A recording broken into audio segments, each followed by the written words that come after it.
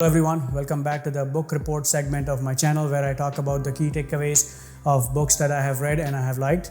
Today I'll be talking about Atomic Habits by James Clear. The major takeaway in this book is simple: how to create good habits and get rid of bad ones. This book can be divided into 4 segments: the 1% rule, focus on goals and not on systems, the 3 layers of behavior change, and how to build a habit. Number 1, the 1% rule. James talks about how goals aren't achieved just by focusing on the goal. They are achieved by performing a specific system daily. We very much underestimate the importance of small, tiny improvements daily. We think that just because you have a major goal, it requires a major action. Every day for a year, if you improve by 1% daily, you are going to be better 37 times by the end of the year. In contrast, if you decline 1% daily, you will fall down to nearly 0%. Improving 1% daily isn't really glamorous, but in the long run, the math checks out.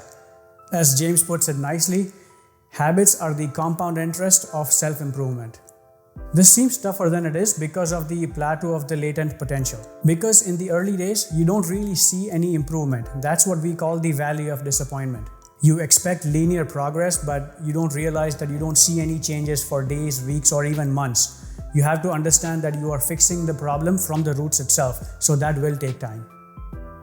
Number 2, forget goals and focus on the systems. This is divided into 4 parts. Number 1, winners and losers have the same goals. Every candidate wants to get the job and every Olympian wants to win the gold medal. So clearly, it's not the goals that differentiates the winners and the losers. What differentiates them is the daily routine that defines winners versus losers. Problem number 2, achieving goals is only a momentary change. For example, if you have a messy room, your goal is to clean the room, so you go ahead and clean it. But if you are a messy person to begin with, in no time you will roll right back where you started, a messy room. Achieving a goal only solves the problem in the moment. If you fix the problem at the final stage, it's going to be temporary. In order to fix the whole problem from its roots, from the baseline, you have to develop systems. Problem number 3, goals restrict happiness. We have heard this countless times before, and this is along the same lines, that don't focus on the goal, but instead enjoy the journey. The problem with goal-first mentality is that you postpone your happiness until you have reached your goal. Instead, fall in love with the system and the process so that you can celebrate anytime and you can be happy anytime you want. Number 4, goals are at odds with long-term progress. People tend to create different strategies to reach their goal. They would work very hard for a certain amount of time until they meet their goal. That's all well and good, but as soon as the goal is achieved, people revert back to their old habits. Imagine somebody following a very healthy diet and they would do that for a certain period of time until they reach their goal. But as soon as that's achieved, they would roll back to the unhealthy eating habits. As James puts it very nicely here, the purpose of setting goals is to win the game, but the purpose of building systems is to continue playing the game. Number 3, the 3 layers of behavior change. There is a reason why bad behaviors are easy to stick and good behaviors not so much. You can easily change your behavior for a 30-day challenge if you are going to run 5 kilometers every day or do intermittent fasting for 30 days straight. But why does one roll back to the bad habits once that challenge is complete? Why doesn't one stick to that new behavior, the new habit? And the reason is because how we approach this behavior. You have your goals, that's the outcome. You have the process, what do you do? And finally, your identity, your beliefs and your judgments and values. What fails is the way we perform this change. We try the outcome-based habit. In this case, the focus is on what you want to achieve. What you really want to be approaching is identity-based habits. This is where you focus on what your beliefs are, what your identity is. For example, for the longest time, I have wanted to lose weight and become healthier. So I have decided that I'm going to be doing so-and-so workouts and eat better. That's the outcome-based approach.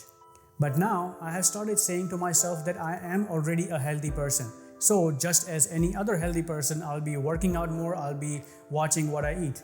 That's the identity-based approach, where from the roots itself, you fix what the real problem is. The goal is not to read books. The goal is to become a reader. The goal is not to run a marathon. The goal is to become a runner itself. The goal is not to learn a new instrument, but the goal is to become a musician. Focus on who you wish to become, not what you want to achieve. So until this point, James talks about why tiny improvements are good for you and how to change your behavior and your identity.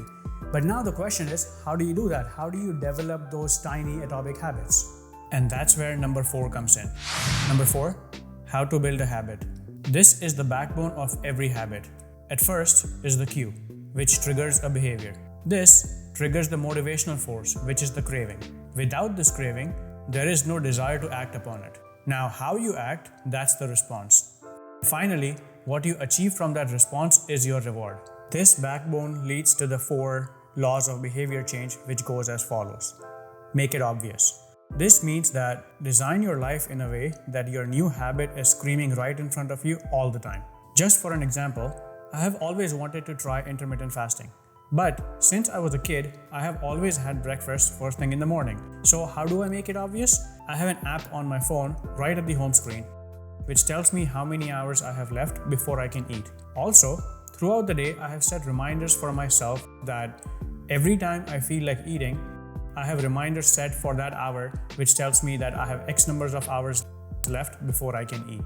Number 2, make it attractive. Reprogram your behavior with a new strategy, which goes as follows. Pair an action you want to do with an action you need to do. For example, I want to check social media first thing in the morning, but I need to meditate more. So, when I wake up, I will meditate for 15 minutes. Once I meditate, I get to check social media on my phone. The point of this is that every action you take is because of the anticipation of what precedes it. It is this craving that leads to the response. Make it easy. This law is just about removing all the friction as much as possible between you and your new habits. Want to read more? Put your books right in front of you instead of tucked away in the drawer.